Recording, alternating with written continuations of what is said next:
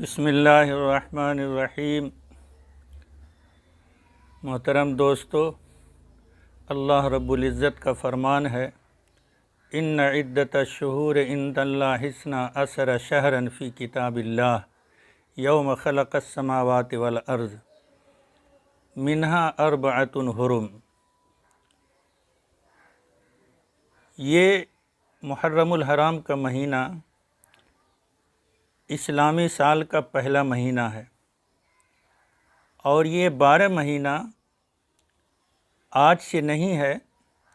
بلکہ جب سے اللہ نے لوح محفوظ میں ساری چیزوں کو لکھا ہے تب سے یہ 12 مہینہ اللہ کے لوح محفوظ میں لکھا ہوا ہے۔ ان 12 میں سے 4 مہینہ حرمت والا مہینہ ہے، جس کی حرمت کفار مکہ کے نزدیک بھی ثابت تھی۔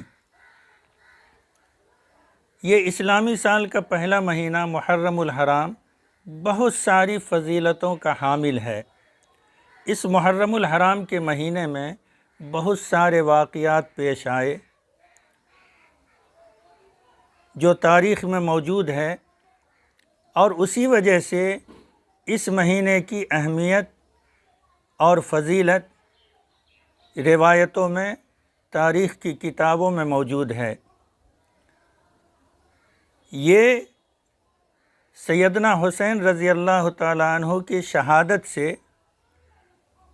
اس مہینے میں جو شہادت کا واقعہ پیش آیا اور اس کی فضیلت بڑھ گئی، ورنہ اس مہینے کی فضیلت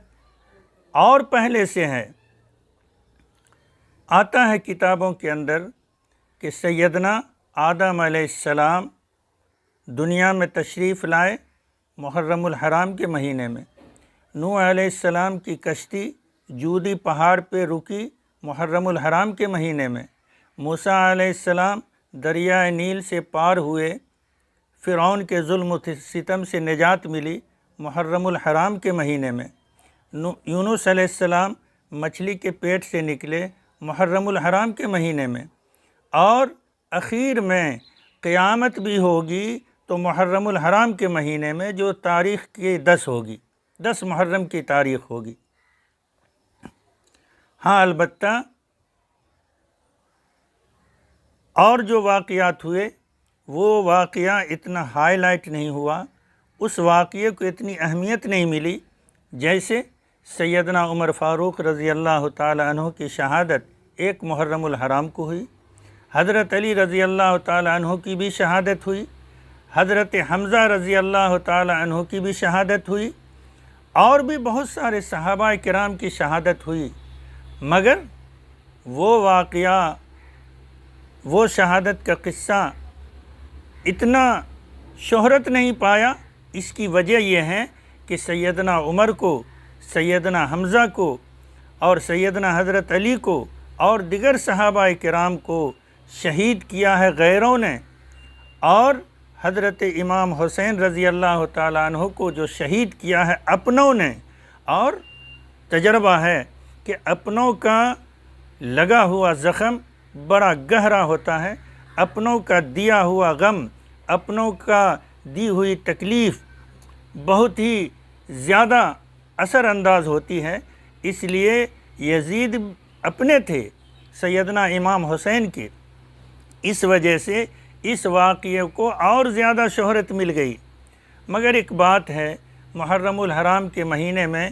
جتنے خرافات، جتنے بدعات، جتنے رسومات لوگوں نے اختیار کر لیا ہے،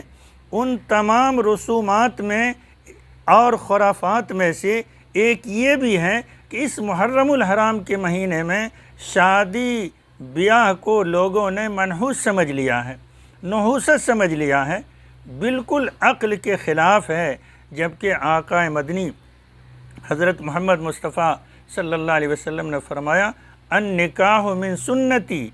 یہ مسلم شریف کی روایت ہے کہ نکاح میرے سنت میں ہے، نکاح میرے طریقے میں ہے،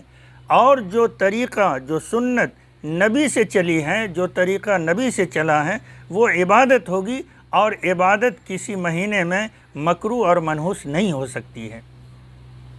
غور تو کیجئے، خود جناب محمد رسول اللہ صلی اللہ علیہ وسلم کے بارے میں اور روایتیں بھی ہیں۔ ایک روایت یہ بھی ہے کہ حضرت خدیجہ رضی اللہ عنہا سے سب سے پہلا نکاح محرم الحرام کے مہینے میں آپ صلی اللہ علیہ وسلم سے ہوا ہے، اور خود حضور پاک صلی اللہ علیہ وسلم کی بڑی صاحبزادی حضرت زینب رضی اللہ عنہا کا نکاح حضرت ابو العاص سے محرم الحرام کے مہینے میں ہوا ہے۔ اور ابھی کے زمانے میں دیکھ لیجئے، شیخ الحدیث حضرت مولانا زکریہ صاحب رحمۃ اللہ علیہ،